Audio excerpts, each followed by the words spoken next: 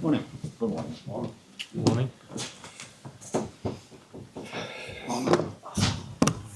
Pete? Go first. Good morning, are you well? Yes, I am. Good, Yeah. good to see you.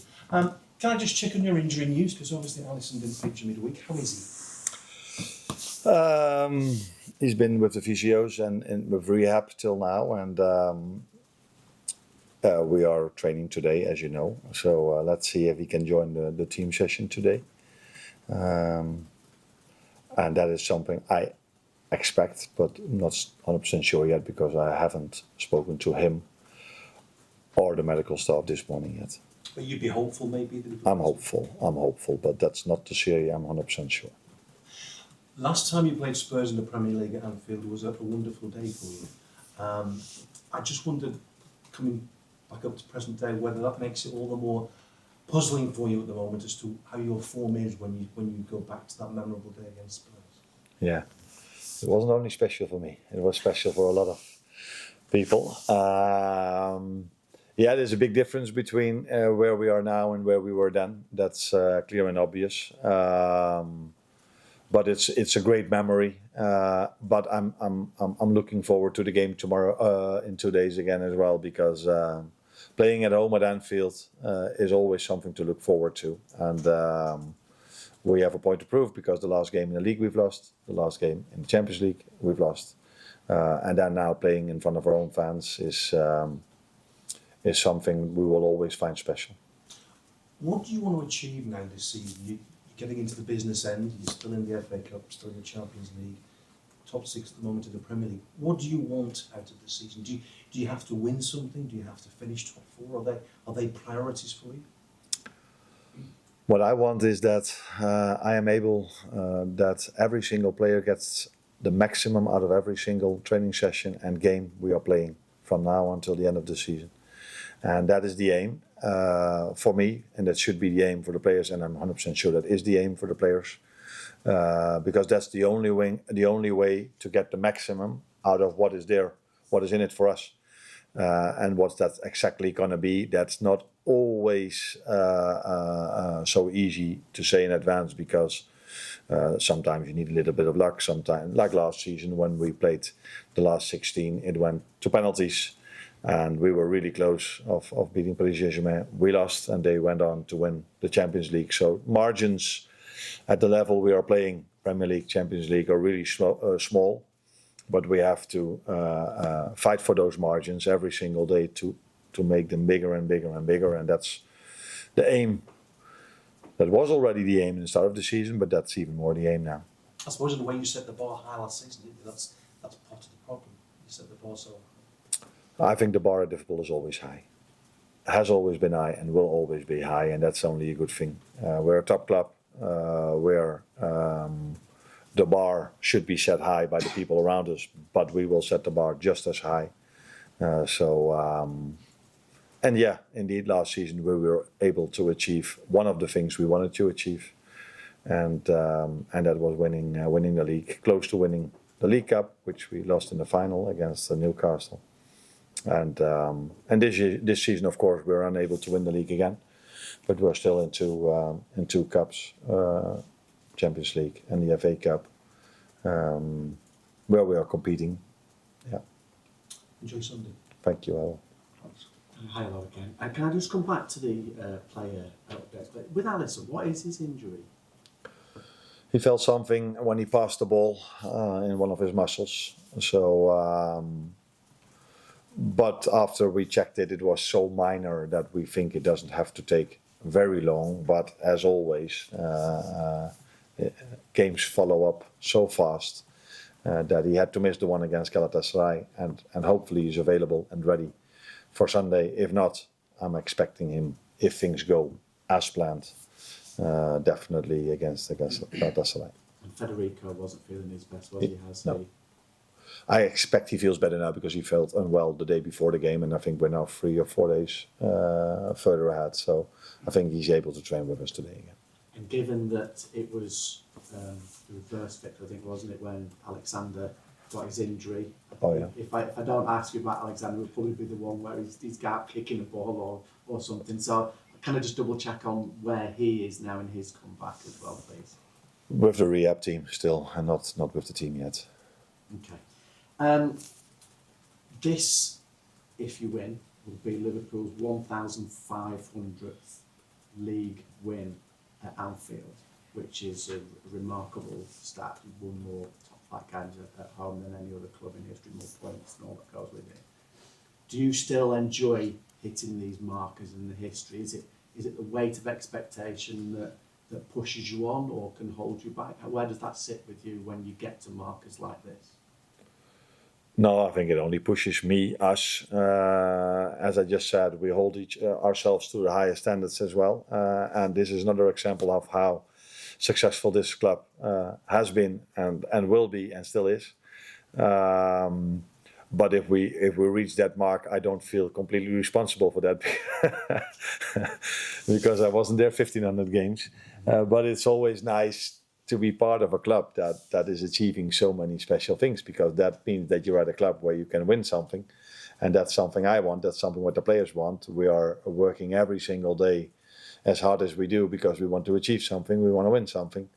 And we are in a lucky situation that we are a club that is able to do so, as history has shown and recent history has shown as well. Hey, Ryan Grafberg signed a new deal, obviously, in the last week, a new long-term deal. I just wonder, how highly does he rank among your important players, and is he fulfilling his potential right now? Is there more to come from him? No, I prefer not to rank them in the following order. They're all different profiles for different positions, but it's obvious and clear that me and the club sees the importance of him and how much he developed, and as a result of that, he signed a new contract. Another young player, which was signed very young, as you know from our model, and has the ability to grow, and I think he's a great example of that. His first season was maybe not at the level as he was last season, but that is completely normal if you sign young players that have to adjust first to the Premier League, and there's a lot to come from them. And that has been our model even before I was here, and that's still our model, signing younger players who have get the chance here in this great environment with such a great facilities and so many great people working here, to improve those players, for them to develop, and then when their peak is coming, and that's usually when they're a bit older, and they are still playing for us. And you've scored 4 goals or more at home to Spurs the last 4 times you've played them at Anfield. What is it about this game that leads to a lot of goals, particularly for you, but generally as well? Nah, then you have to look at how the games went and who the manager was and what the playing style of the other team was. I think, if I'm correct, the last 2 times Ange Postecoglou was their manager, and I think he's known for a different style of football than we mainly see in the Premier League at the moment. So yeah, then games are a bit more open, as the game Paris Saint-Germain against Chelsea was also very open, because 2 teams want to attack, want to press. But that's not so common anymore in football, that 2 teams want to play in that style against each other. So I'm expecting in 2 days a different Tottenham in terms of setup, playing style, formation than a year ago. When you go up against a team that's in such form as Tottenham are, and the record that the club has against Tottenham, especially at home, does that almost increase the expectation? And the expectations are increase the expectation on you to win this game, because everyone's thinking, Tottenham's such bad run of form, you can't possibly afford to lose. I think if Tottenham were number 1 in the league at the moment, every fan would expect us at home to win. And that has, if we play against Man City, that's when we play against Arsenal, that's every game this club plays at home, we're expected to win. And that has nothing to do with the form of the other team or where they are in the league or the quality they have. We can win our 1500th, that's what it was, wasn't it? Game at home. So yeah, expectations come from history, and history has shown that this club has been able to win a lot of games, let alone home games. So it doesn't matter who we play, who we face. Expectations are always sky high at this club, and that's what we are embracing, because that also means, as I said before, that this club is able to win things, and that's what we've done in the past few years, and in the history as well. And with the Galatasaray game in mind, I'm just wondering, how do you explain how so many players don't achieve the high standards you spoke about this morning? At the same time, do you have a thought on why so many players aren't reaching those levels? We've been talking this week of no week break has been an impact on the English teams in the Champions League, but usually you can get one or two players who maybe not at the level, and the rest of the team will carry them through. But certainly on Tuesday night, it seemed there were quite a lot who weren't at the level required. No, I believe in the opposite thing. I believe that a good individual performance comes from a good team performance. And I think in the first 15, 20 minutes we were at it or on it. I don't exactly know how you say this, but 3-4 moments where we should have scored.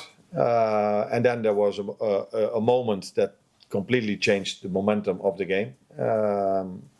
Conceding a set piece, not for the first time in this season, that changed the momentum of the game completely. That is not what we are accepting. We cannot say, okay, if we concede a goal after 20 minutes, then everything should be much worse than it was before. But I agree with you. We didn't play our best game of the season. That's also completely clear. I also saw that for an away game in Europe, we were able to generate enough chances to score a goal, more than a few other teams were able to create in an away game in the Champions League. But we've struggled throughout this whole season with converting the chances we've got, and unfortunately, we have the bad cocktail of conceding conceding goals from the few chances we are conceding. And as long as we cannot repair that, then every game is going to be very difficult. But I have a lot of confidence that we're able to do better because of the quality players we are having, and because of the fact that the upcoming 2 games are played at home. I think playing away against Galatasaray, the big, and then them getting the goal, that was a big momentum shift, but also in the energy in the stadium. So I'm really looking forward to play twice at home now, with the support we've always felt from our fans. That can make a massive difference for us. Hi Arne, I would like to ask you about Milos, because the last time he played the full 90 minutes was against West Ham. So how do you see his form now? That is 2 weeks ago. West Ham, yeah, I think so, yeah. I see his form as I saw it 2 weeks ago. I think he played a good to decent game against Galatasaray, but he also received a yellow card in an environment where we conceded a lot of soft free kicks, soft yellow cards, and a team that we were facing that was really smart in addressing that. So I thought it was too much of a risk to keep him in the team for the chance of him getting a second yellow card, because he is always aggressive in his duels, and some teams in some environments can be really smart in if a player is on yellow, to try to create an atmosphere where he can get a second one. So with me having Robbo, I decided not to take that risk, because the games in Europe before we played Galatasaray twice, the team they faced, Juve, got a red card, and one of the 2 times it was the left fullback. So I'm trying to take a lot of things into account in the decisions I make, and that was the reason why I took Milos off. Not because he played badly. I think he played very, very decent. He had no problems till that moment with his winger. But he had the problem of being on a yellow with a referee that was giving quite a lot of free kicks to Galatasaray. Arne, why do you think Premier League clubs across the board struggled so much? This week I think it was 4 defeats and 2 draws. Do you think is that symptomatic of the quality of the current Premier League? Is it The scheduling, what do you think? Not to jump to a conclusion after one game day, I think that's such a small sample size. That's never the smartest thing to do. Because maybe after next week we will completely have a different conclusion. I think in general it's not helpful for English club not to have a winter break, but I'm not saying now that all these teams have lost because we don't have a winter break. Why? Because you are facing in the last 16 of Europe, you're facing very good teams. And 4 of the 5 teams in the Champions League played away from home. That's usually an advantage to play at home or a disadvantage to play away. So to immediately jump to conclusions, missing a winter break or the level of the Premier League is not as high as we expected it to be, that would be for me at this moment of time not the right conclusion to make. Let's first judge us all after next week, and then maybe then it's still too early to jump to conclusions. But one of the things is definitely also that if you are in the Champions League last 16, all the teams are very good and strong teams. And if you play 4 out of 5 away from home, and the margins were in all the games I saw quite small. I saw our own game. The margins were really small. I think we didn't deserve to lose. Arsenal, the margins were really small. And maybe it sounds weird, but I didn't saw the 3-0 coming when I watched the first half of City against Real Madrid. The only one I didn't saw was Paris Saint-Germain against Chelsea, but people told me that Chelsea was very involved in that game and didn't deserve to lose 5-2. So yeah, jumping conclusions about one game is usually not what I would do. Well, that's one. And after his performance against Wolves, how close is Rio and Gamor to starting in the Premier League? And what's the balancing act with him? Because he's so young, this is a balancing act of not wanting to play so much because it could have an effect on his career later down the line. As, if you know what I mean, like, Yeah. the impact in terms of injuries later in his career. No, it's not that we think so far ahead what it would mean for the rest, but we've been this season, we've treated him carefully. I think I've said something about that before, that he cannot be too many days in a row on the pitch because of stress fractures. Players of these age sometimes have and have had here at this club. Jadon Dance is one of the examples of that. But yeah, Rio is a player that could start for us. I think I've said a month ago that he would get more playing time, and I think we've all seen that coming in for longer spell of times, starting against Wolves, and he's definitely an option to start in one of the upcoming 3 games, because as you know, for the 5th time this season, I think we have to play 3 games in 7 days with an early kickoff on Sunday and an away game at Brighton. So we've been very lucky with that this season. With that schedule. So yeah, that means you need more than 11 players, and of course the midweek game can also be longer than 90, as we've experienced last season. So with them playing 3 games in 7 days, every player that's fit has the chance to play or to start in the upcoming 3 games.